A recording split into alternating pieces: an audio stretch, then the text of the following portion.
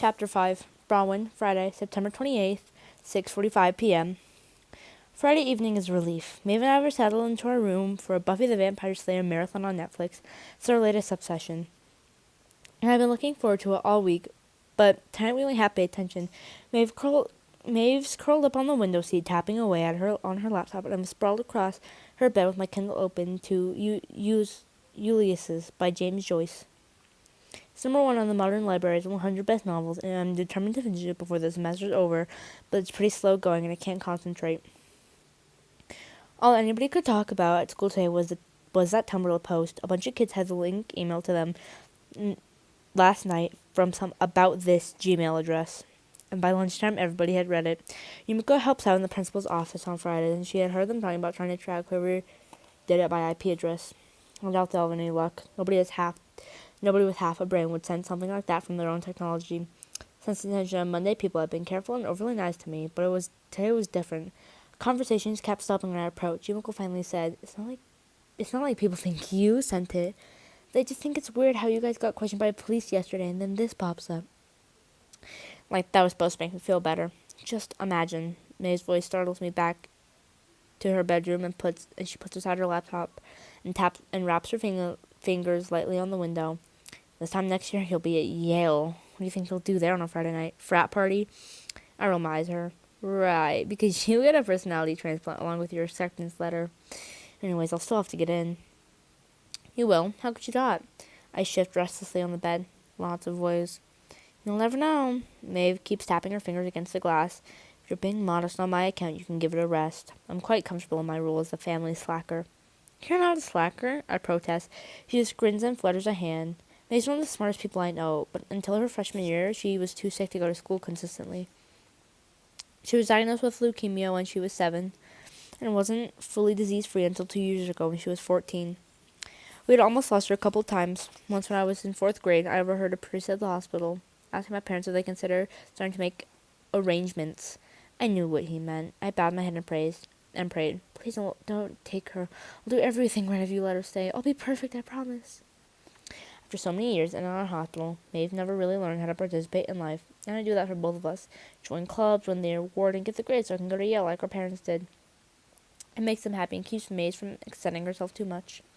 Maeve goes back to staring out the window with her usual faraway expression. She looks like a daydream herself, pale and ethereal, with dark brown hair like mine, but startling amber eyes. About to ask what she's thinking when she suddenly sits straight up, cups her hand around her eyes, pressing her face against the window. Is that Nate Macaulay? I snort without moving. She says, I'm serious, check it out. I get up and lay next to her. I can just about make out the faint outline of a motorcycle in our driveway. What the hell? Maeve and I exchange glances, and she shoots me a wicked grin. What? I ask. My voice comes out more savage than I intended. What? She mimics. You think I don't remember you mooning over him in elementary school? I was sick, not dead. Don't joke about that. God, that was years ago. Now his motorcycle is in our driveway, not moving. What do you suppose he's doing here? Only one way to find out. Maeve's voice is annoyingly sing-songy, and she ignores the dirty look I give her and stands up. My heart thumps all the way downstairs. Nate and I have talked more at school this week than we have since 5th grade, which admittedly still isn't much. Every time I see him, I get the impression they can't wait to be someplace else, but I keep running into him. Opening the front door triggers a floodlight in our garage that makes Nate look as though he's sound center stage. As I walk towards him, my nerves are jangling, and I'm acutely conscious of the fact that I'm in my usual hangout with maids ensemble, flip-flops, a hoodie, and athletic shorts. Not that he's making an effort. I've seen that Guinness t-shirt at least twice this week. Hi, Nate, I say. What's up? Nate takes his helmet off, and his dark blue eyes flick past me to our front door. Hey. He doesn't say anything else for an uncomfortably long time. I cross my arms and wait him out until he finally meets my gaze with the wry smile that makes my stomach do a somersault. I don't have a good reason for being here. Do you want to come in? I blurt out. He hesitates. Bet your parents would love that.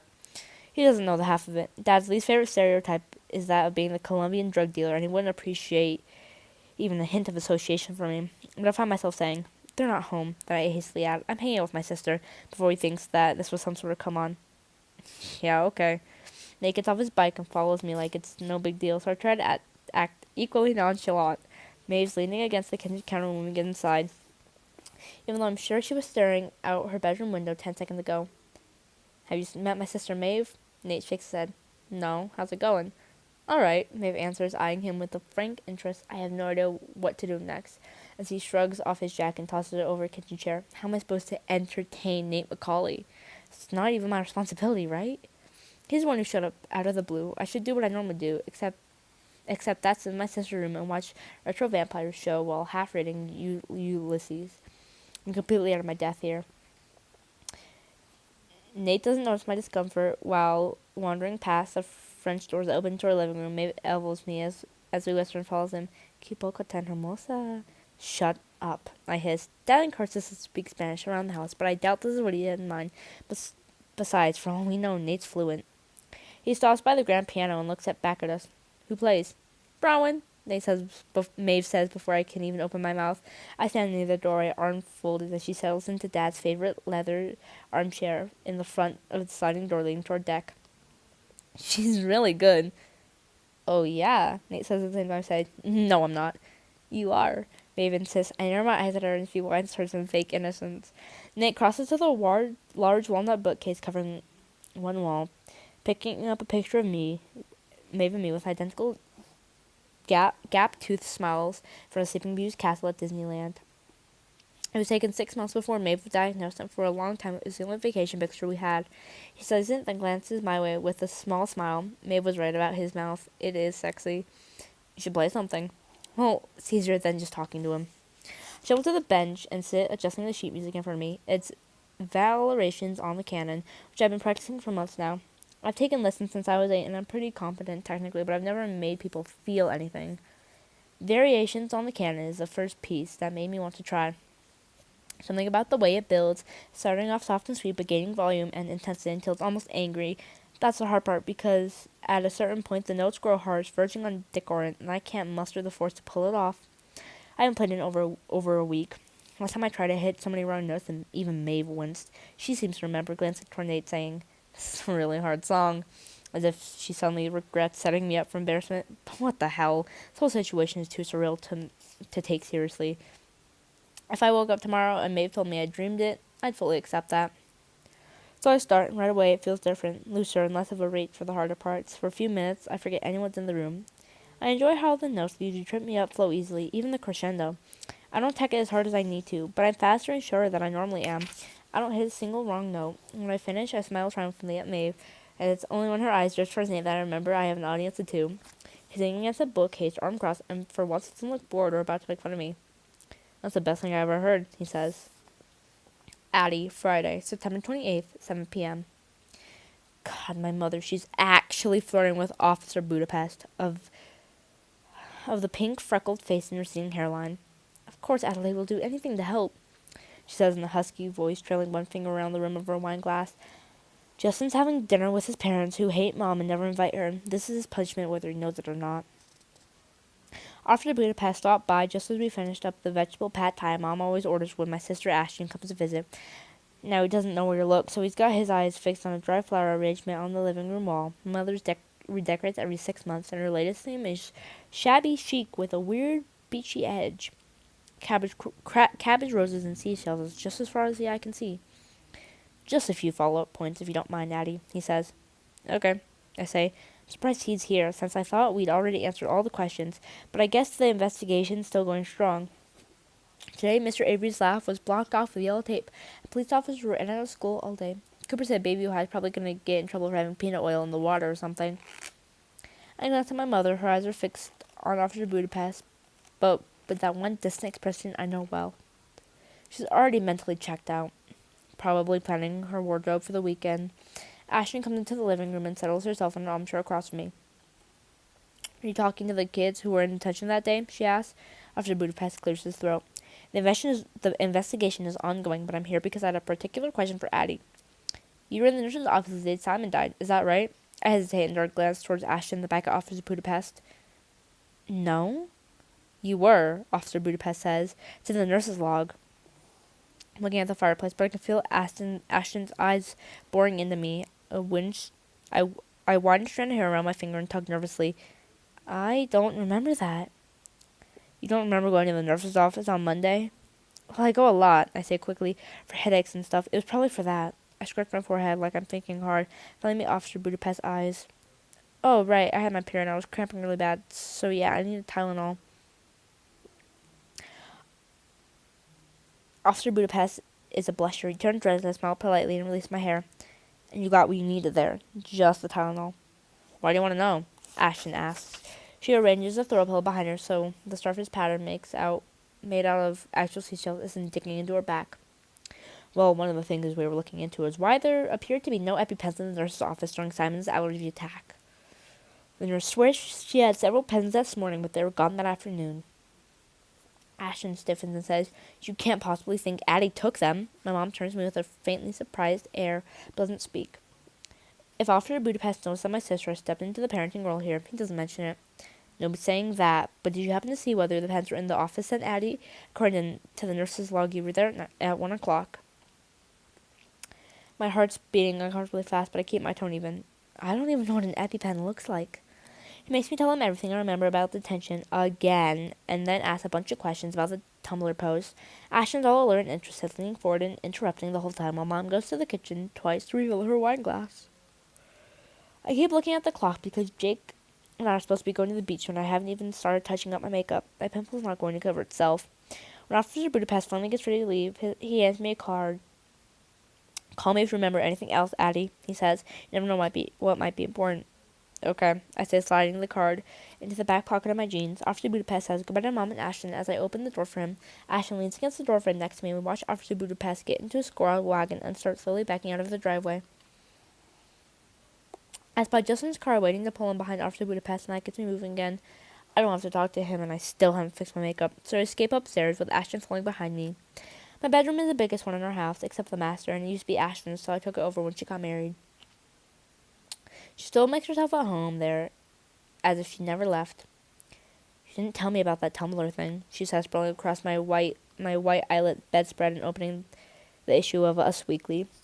Ashton is even blonder than me, but her hair is cut chin length in layers that our mother hates. But I think it's cute, though if Jake didn't love my hair so much, I'd consider a cut like that. I sit on my vanity and dab concealer on my hairline pimple. Somebody's being a creep, that's all. Did you really not remember being in the nurse's office? Or did you just not want to answer? Ashton asked. I fumble with the concealer cap, but I'm saved from answering when my phone blares. It's Rihanna's Only Girl. Text home from the bedside table. Ashton picks it up and reports, Jake's almost here. God, Ash, I glare at her in the mirror. You shouldn't look at my phone like that. What if it was private? Sorry, she says in a completely not sorry tone. Everything okay with Jake? I twist in my chair to face her, frowning. Why wouldn't it be? Ashton holds a palm up to me. Just a question, Addie. I'm not implying anything. Her tone darkens. No reason to think you'll turn out like me. No, it's not as though Charlie and I were high school sweethearts. I blink at her in surprise. I mean, I thought for a while that things weren't going well between Ashton and Charlie. For one thing, she's suddenly here a lot, and for another, she was hardcore flirting with a slutty bridesmaid at her cousin's wedding last month. But Ashton's never come out and admitted a problem before. Are things, really bad? She shrugs, dropping the magazine and picking at her nails. And it's complicated. Marriage is way harder than anyone tells you. Be thankful you don't have to make life decisions yet. Her mouth tightens. Don't let Mom get in your ear and twist everything. Just enjoy being 17. Can't. I'm too afraid it's all going to be ruined. That is already ruined. I wish I could tell Ashton that. It would be such a relief to get that out. I usually tell Jake everything, but I can't tell him this. And after him, there is literally not one person in the world I trust. None of my friends, certainly not my mother, and not my sister, because even though she probably means well, she can be awfully passive-aggressive about Jake. The doorbell rings, and Ashton's mouth twists into a half-smile. Must be Mr. Perfect, she says, sarcastic, right on schedule. And I ignore her and bound down the stairs, opening the door with a big smile. I can't help when I'm about to see Jake. And there he is, in his football jacket with his chestnut hair tousled by the wind, giving me the exact same smile back. Hey, baby. About to kiss him when I catch sight of another figure behind him and freeze. You don't mind if we give TJ a ride, do you? A nervous laugh bubbles up in my throat and I push it down. Of course not. I go in for the kiss, but the moment's ruined. TJ flicks his eyes from me at the ground. Sorry about this. My car broke down. I was going to stay home, but TJ insisted. Jake shrugs. You're on the way. No reason to miss a night out because of car trouble. His eyes travel from my face to my Canvas sneakers, he asked. You wearing that ads? It's not criticism exactly, but I'm in Ashton's college sweatshirt, and Jake never liked me in shapeless clothes. It'll be cold at the beach. It'll be cold at the beach, I say tentatively, and he grins. I'll keep you warm. Put on something a little cuter, huh? I give him a strange smile and go back inside, mounting the stairs with dragging steps because I know I haven't been gone long enough for Ashton to have left my room. Sure enough, she's still flipping through Us Weekly on my bed, and she knits her brows together as I head from my closet. Back so soon? I pulled a pair of leggings and unbuttoned my jeans. I'm changing. Ashton closed the magazine and watched me in silence until I exchanged her sweatshirt for a form-fitting sweater. It won't be warm enough in that chilly tonight. She snorts out a disbelieving laugh when I swept the slip of my sneakers and step into a pair of strappy sandals with kitten heels. You're wearing those to the beach? Is this wardrobe change Jake's idea? I toss my discarded clothes into the hamper and ignoring her. Bye, Ash. Eddie, wait. The sarcastic tone is gone from Ashton's voice, but I don't care. I'm down the stairs and out the door before she can stop me, stepping into the breeze that chills me instantly, but Jake gives me an approving smile, wraps an arm around my shoulders for the short walk to the car. I hate the entire ride. I hate sitting there acting normal when I want to throw up. I hate listening to Jake and TJ talk about tomorrow's game. I hate when the latest Fall Out Boy song comes on and TJ says, I love the song, because now I can't like it anymore. But mostly I hate the fact that there's barely a month after mine and Jake's momentous first time I got blind drunk and slept with TJ Forrester. When we get to the beach, Cooper and Lewis are already there building a bonfire, and Jake he's a frustrating grunt as he shifts into the park. They do it wrong every time, he complains, and launching himself out of the car towards them. Guys are too close to the water. TJ and I get out of the car and move slowly, not looking at each other. I'm already freezing and wrap my arms around my body for warmth. Do you want my jack? TJ starts, but I don't let him finish. No. I cut him off and stalk towards the beach, almost tripping my stupid shoes when I reach the sand. TJ is at my side, arm out to steady me. Addie, hey. His voice is low, his minty breath briefly on my cheek. This doesn't have to be awkward, you know? I'm not going to say anything. I shouldn't be mad at him. It's not his fault. I'm the one who got insecure after Jake and I slept together and started thinking he was losing interest every time he took too long to answer a text. I'm the one who flirted with TJ when we ran into each other on this exact same beach over the summer while Jake was on vacation. I'm the one who dared TJ to get a bottle of rum and drink almost half of it with a Diet Coke chaser. At one point that day, I laughed so hard I snorted soda out of my nose, which would have disgusted Jake. TJ just said this in a dry way. Wow, Addie, that was attractive. I'm very turned on by you right now. That was when I kissed him and suggested we go back to his place. Surely none of this is his fault. We reach the edge of the beach and watch Jake douse the fire so he can rebuild it where he wants. Secret glance at TJ and see the dimples flash as he waves to the skies. Just forget it ever happened, he says under his breath. He sounds sincere, and I hope strikes my chest. Maybe we can really just keep this to ourselves. Baby's a gossipy school, but at least about that isn't hanging over everybody's heads anymore. If I'm being 100% honest, I have to admit, that's a relief.